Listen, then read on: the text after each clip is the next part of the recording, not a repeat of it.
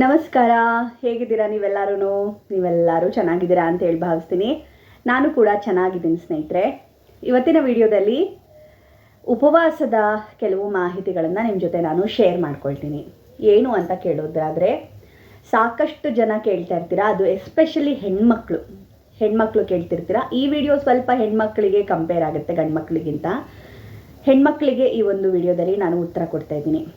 ಏನು ಆ ಪ್ರಶ್ನೆ ಅಂದರೆ, ಮೇಡಮ್ ನಾವು ರಾಯರಿಗೆ ಪ್ರತಿ ಗುರುವಾರ ಉಪವಾಸವನ್ನು ಮಾಡಬೇಕು ಅಂದ್ಕೊಂಡಿದ್ದೀವಿ. ಯಾವ ರೀತಿ ಮಾಡಬೇಕು, ಯಾವ ನಿಯಮವನ್ನು ಪಾಲನೆ ಮಾಡಬೇಕು ಅಂತ ಹೇಳಿ ಸಾಕಷ್ಟು ಜನ ಕೇಳ್ತಾ ಇರ್ತೀರ.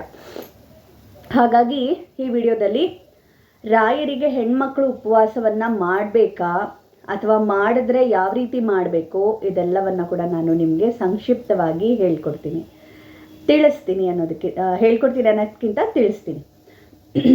ಏನಂದರೆ, ಮೊದಲನೇದಾಗಿ ಗುರುವಾರದೊತ್ತು ರಾಯರಿಗೆ ನೀವು ಏನು ಉಪವಾಸವನ್ನು ಮಾಡಬೇಕು ಅಂತ ಅಂದ್ಕೊಳ್ತೀರಿ, ಅದಕ್ಕಿಂತ ಹೆಚ್ಚಾಗಿ ನೀವು ಅಷ್ಟು ನಿಮ್ಮಲ್ಲಿ ಈ ಒಂದು ಭಗವಂತನಿಗೆ ಉಪವಾಸವನ್ನು ಮಾಡಬೇಕು, ರಾಯರಿಗೆ ಉಪವಾಸವನ್ನು ಮಾಡಬೇಕು ನಾವು ಅನ್ನುವಂಥವ್ರು ಗುರುವಾರಕ್ಕಿಂತ ಶ್ರೇಷ್ಠವಾಗಿ ನೀವು ಏಕಾದಶಿಯಲ್ಲಿ ಉಪವಾಸವನ್ನು ಮಾಡಿರಿ. ನಿಮಗೆ ಶಕ್ತಿ ಇದೆ ಅಂತ ಅನ್ನೋದಾದರೆ, ಉಪವಾಸವನ್ನು ನಾನು ಮಾಡ್ತೀನಿ ಅನ್ನೋದಾದರೆ, ಖಂಡಿತವಾಗ್ಲಿಯೂ ತಿಂಗಳಲ್ಲಿ ಬರುವಂಥ 2 ಏಕಾದಶಿ, ಶುಕ್ಲ ಪಕ್ಷದ ಏಕಾದಶಿ, ಕೃಷ್ಣ ಪಕ್ಷದ ಏಕಾದಶಿ, ಈ 2 ಏಕಾದಶಿಗಳನ್ನು ಆಚರಣೆ ಮಾಡಿರಿ.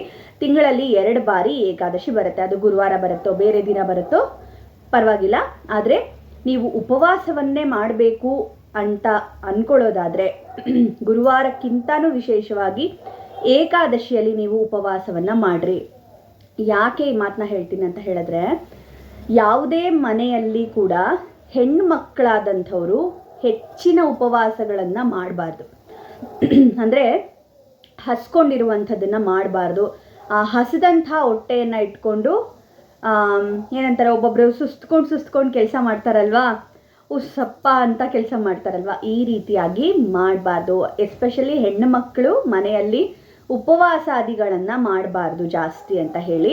ನಿಮಗೆ ಅಷ್ಟು ಉಪವಾಸವನ್ನು ಮಾಡಲೇಬೇಕು, ನಾವು ರಾಯರಿಗೆ ಉಪವಾಸವನ್ನು ಮಾಡಬೇಕು ಅಥವಾ ಭಗವಂತನಿಗೆ ಉಪವಾಸ ಮಾಡಬೇಕು ಅಂದರೆ ಏಕಾದಶಿಯಲ್ಲಿ ಉಪವಾಸವನ್ನು ಮಾಡಿರಿ. ನೀವು ಇಲ್ಲಿ ಏಕಾದಶಿಯಲ್ಲಿ ಉಪವಾಸವನ್ನು ಮಾಡೋದು ರಾಯರಿಗೆ ಉಪವಾಸ ಮಾಡೋದು ಅನ್ನೋಕ್ಕಿಂತನೂ ಹೆಚ್ಚಾಗಿ ಶ್ರೀನಾರಾಯಣರಿಗೆ ಉಪವಾಸವನ್ನು ಮಾಡಿದ ಹಾಗಾಗತ್ತೆ. ನಿಮ್ಮ ಜೊತೆಯಲ್ಲಿ ರಾಯರು ಕೂಡ ಉಪವಾಸವನ್ನು ಮಾಡ್ತಾ ಇರ್ತಾರೆ ಆ ದಿನ. ಹಾಗಾಗಿ ಅವರಿಗೋಸ್ಕರ ಅಂತ ಮಾಡೋದಕ್ಕಿಂತ ಅವರ ಜೊತೆಯಲ್ಲಿ ನೀವು ಉಪವಾಸವನ್ನು ಮಾಡ್ದಂಗಾಗತ್ತೆ ಏಕಾದಶಿಯಲ್ಲಿ ಉಪವಾಸವನ್ನು ಮಾಡುವಂಥದ್ದು. ಯಾತಕ್ಕೆ ಹೆಣ್ಮಕ್ಳು ಉಪವಾಸವನ್ನು ಮಾಡಬಾರ್ದು ಮೇಡಮ್? ನಾವು ರಾಯರಿಗೆ ಒಳ್ಳೇದಾಗಲಿ ನಮಗೆ ಅಂತ ಹೇಳಿ ನಾವು ರಾಯರಲ್ಲಿ ಉಪವಾಸವನ್ನು ಮಾಡೋದು ತಪ್ಪಾ ಹಾಗಾದರೆ ಅಂತ ಕೇಳೋದಾದರೆ, ಖಂಡಿತ ತಪ್ಪು ಅಂತ ಏನೂ ಇಲ್ಲ ಸ್ನೇಹಿತರೆ. ಹೆಣ್ಮಕ್ಳು ಏನಂದರೆ, ಮನೆಯಲ್ಲಿ ಮುತ್ತೈದೆ ಹೆಣ್ಮಕ್ಳು ಮಹಾಲಕ್ಷ್ಮಿ ಸ್ವರೂಪ ಅಂತ ಹೇಳ್ತೀವಿ ನಾವು.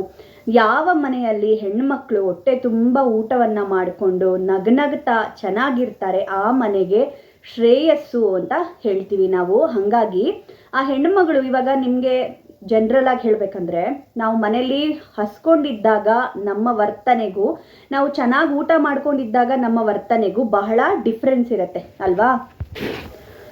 ಸೊ ಆ ರೀತಿ ಹಸ್ಕೊಂಡಿರೋದಕ್ಕಿಂತನೂ ನೀವು ಊಟ ಮಾಡಿಕೊಂಡು ನಗ್ನಗ್ತಾನೆ ರಾಯರಿಗೆ ಪೂಜೆಯನ್ನು ಮಾಡಿದಾಗ ನಿಮಗೆ ಹೆಚ್ಚಿನ ಅನುಕೂಲನೇ ಆಗತ್ತೆ. ನಿಮ್ಗೆ ಅಷ್ಟು ಉಪವಾಸ ಮಾಡಬೇಕು ಅಂದರೆ ಆ ದಿನ ಅನ್ನವನ್ನು ಸೇವಿಸಬೇಡ್ರಿ.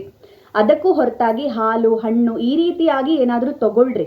ಈ ರೀತಿಯಾಗಿ ನೀವು ಉಪವಾಸವನ್ನು ಮಾಡ್ಬೋದೇ ವಿನಃ ಊಟವನ್ನೇ ಮಾಡದೆ ಉಪವಾಸವನ್ನು ಯಾವುದೇ ಕಾರಣಕ್ಕೂ ಹೆಣ್ಮಕ್ಳು ಮಾಡಬಾರ್ದು ಅಂತ ಹೇಳ್ತೀವಿ. ಹಾಲು ಹಣ್ಣು ತಗೊಳ್ರಿ, ಸಜ್ಜಿಗೆ ತಗೊಳ್ರಿ, ಏನಾದರೂ ರವೆಯಿಂದ ಮಾಡಿದಂಥದ್ದು, ಸಬ್ಬಕ್ಕಿಯಿಂದ ಮಾಡಿದಂಥದ್ದು, ಈ ಥರದ್ದೇನಾದರೂ ತಗೊಂಡು ಉಪವಾಸವನ್ನು ಮಾಡಿರಿ.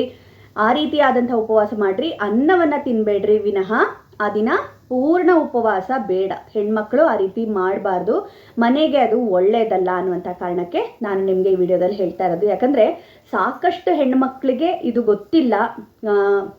ಹಸ್ಕೊಂಡಿರೋದು, ನಾವು ಹಸ್ಕೊಂಡಿದ್ರೆ ಭಗವಂತನ ಬೇಗ ರೀಚ್ ಮಾಡ್ಬೋದು ಅಂತ ಹೇಳಿ ಹಸ್ಕೊಂಡು ಉಪವಾಸ ಮಾಡಿಕೊಂಡು ಭಗವಂತನ ಪೂಜೆ ಮಾಡ್ತಾ ಇರ್ತಾರೆ. ಆ ರೀತಿ ಮಾಡಬಾರ್ದು. ಹೆಣ್ಮಕ್ಳು ಹಾಲು ಹಣ್ಣನ್ನಾದರೂ ನಾವು ತಗೋಬೇಕು ಹೊಟ್ಟೆಗೆ. ಬರೀ ಹೊಟ್ಟೆಯಲ್ಲಿ ದೇವರ ಪೂಜೆನ ಹೆಣ್ಮಕ್ಳು ಮಾಡಬಾರ್ದು. ಅಂದರೆ ಪೂಜೆ ಮಾಡೋವರೆಗೂ ಏನೂ ತಿನ್ನಬಾರ್ದು. ಪೂಜೆ ಮಾಡೋವರೆಗೂ ಏನೂ ತಿಂದೆ ಪೂಜೆ ಮಾಡಿ ತದನಂತರ ನೀವು ತಿನ್ನಬೇಕೇ ಹೊರತು ಹಂಗಂತ ನಾನು ಹೇಳಿದೆ ಅಂತ ಪೂಜೆ ಮಾಡೋಕ್ಕೆ ಮುಂಚೆನೇ ಹಾಲು ಹಣ್ಣು ತಿಂಡಿ ಎಲ್ಲ ತಿಂದ್ಬಿಟ್ಟು ಪೂಜೆ ಮಾಡೋದು ಅಂತ ಅಲ್ಲ. ಪೂಜೆ ಮಾಡೋವರೆಗೂ ಹಸ್ಕೊಂಡಿರಬೇಕು. ಪೂರ್ಣ ದಿನ ಏನು ನೀವು ಉಪವಾಸ ಮಾಡಬೇಕು ಅಂದ್ಕೊಳ್ತೀರಾ ಆವಾಗ ನೀವು ಹಾಲು ಹಣ್ಣು ಈ ಥರದ್ದೇನಾದರೂ ತಗೊಂಡು ಉಪವಾಸಗಳನ್ನು ಮಾಡುವಂಥವ್ರು. ಅದನ್ನು ಹೊರತುಪಡಿಸಿ ಏನೂ ತಿಂದೆ ನಾವು ಉಪವಾಸವನ್ನು ಮಾಡಬಾರ್ದು ಹೆಣ್ಮಕ್ಳು, ಸರಿನಾ? ನಿಮ್ಗೆ ಅಷ್ಟು ಉಪವಾಸ ಮಾಡಬೇಕು ಅಂತ ಹೇಳಿದ್ರೆ ಏಕಾದಶಿಯಲ್ಲಿ ಉಪವಾಸವನ್ನು ಮಾಡಿರಿ. ನಿಮಗೆ ತುಂಬ ತುಂಬ ತುಂಬ ಒಳ್ಳೆಯದು ಏಕಾದಶಿಯಲ್ಲಿ ಉಪವಾಸವನ್ನು ಮಾಡೋದು. ಯಾರು ಎಷ್ಟು ಶಕ್ತಿ ಇದೆ ನಿಮಗೆ ಅಷ್ಟು ಶಕ್ತಿಯಾನುಸಾರ ಉಪವಾಸವನ್ನು ಮಾಡಿರಿ. ಅದರಲ್ಲೂ ನಿರ್ಜಲ ಏಕಾದಶಿ ಮಾಡೋದು ತುಂಬ ಅನುಗ್ರಹ ಅಂತ ಹೇಳ್ತೀವಿ ನಾವು. ವಿಷ್ಣು ಲೋಕವನ್ನು ಪಡಿತೀವಿ ಅಂತ ಹೇಳ್ತೀವಿ ನಿರ್ಜಲ ಏಕಾದಶಿನ ಮಾಡುವಂಥದ್ದು. ಕೆಲವರು ಕೇಳ್ತಾ ಇರ್ತಾರೆ, ಏಕಾದಶಿ ಮಾಡಿದ್ರೆ ಏನು ನಮಗೆ ಸಾವೇ ಬರೋದಿಲ್ವಾ, ನಾವೇನು ಸಾಯೋದೇ ಇಲ್ವಾ, ಇದಕ್ಕೆ ಯಾಕೆ ನಾವೆಲ್ಲ ಇದು ಮಾಡಬೇಕು ಅದು ಮಾಡಬೇಕು ಅಂತ ಹೇಳ್ತಾ ಇರ್ತೀರಾ ಅಂತ ಕೆಲವೊಬ್ಬರು ಕೊಂಕು ಮಾತುಗಳನ್ನ ಹೇಳ್ತಾ ಇರ್ತಾರೆ. ಆದರೆ ಸತ್ತ ಮೇಲೆ ಏನು ಸಾಯ್ತೀವಿ, ಪ್ರತಿಯೊಬ್ಬರು ಸತ್ತೇ ಸಾಯ್ತೀವಿ ಅಲ್ವಾ? ಯಾರಿಗೂ ಕೂಡ ಇಲ್ಲಿ ಚಿರಂಜೀವಿಯಾಗಿ ಬದುಕುವಂಥ ಭಗವಂತನ ಅನುಗ್ರಹ ಇರೋದಿಲ್ಲ. ಎಲ್ರಿಗೂ ಕೂಡ ಮರಣ ಅನ್ನುವಂಥದ್ದು ಬಂದೇ ಬರುತ್ತೆ. ಆದರೆ ಮರಣ ನಂತರದ ಜೀವನನೂ ಕೂಡ ನಮಗೆ ಇದೆ. ಮರಣ ನಂತರವೂ ಕೂಡ ನಮಗೆ ಜೀವನ ಇದೆ. ಆ ಜೀವನ ನಮಗೆ ಸುಖಮಯವಾಗಿರಬೇಕು ಅಂದರೆ ನಾವು ಈ ಏಕಾದಶಿಗಳನ್ನು ಮಾಡೋದಾಗಲಿ ಅಥವಾ ಭಗವಂತನ ನಾಮಸ್ಮರಣೆ ಮಾಡೋದಾಗಲಿ ಪೂಜೆಗಳನ್ನು ಮಾಡೋದಾಗಲಿ ಇದನ್ನೆಲ್ಲ ನಾವು ಮಾಡಬೇಕು. ಏಕಾದಶಿಗೆ ಯಾವುದೇ ರೀತಿಯಾದಂತಹ ತಾರತಮ್ಯ ಇಲ್ಲ, ಇವ್ರು ಮಾತ್ರ ಮಾಡಬೇಕು ಇವ್ರು ಮಾತ್ರ ಮಾಡಬೇಕು ಅಥವಾ ಗಂಡು ಮಕ್ಕಳೇ ಮಾಡಬೇಕು ಆ ಥರದ್ದಿಲ್ಲ.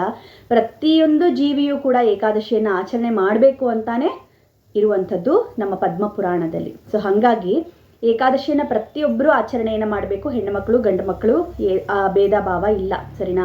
ಅದನ್ನು ಹೊರತುಪಡಿಸಿದಂತಹ ದಿನಗಳಲ್ಲಿ ಹೆಣ್ಣು ಮಕ್ಕಳು ಹೆಚ್ಚಿನ ಉಪವಾಸಗಳನ್ನು ಮಾಡಬಾರ್ದು. ಅಂದರೆ ಊಟನೇ ಮಾಡದೇ ಇರೋ ಹಾಗೆ ಇರಬಾರ್ದು. ಹಾಲು ಹಣ್ಣು ಈ ಥರದ್ದೇನಾದರೂ ತಗೊಂಡು ಆ ದಿನವನ್ನು ಆಚರಣೆ ಮಾಡಬೇಕು ಸ್ನೇಹಿತರೆ, ಓಕೆನಾ?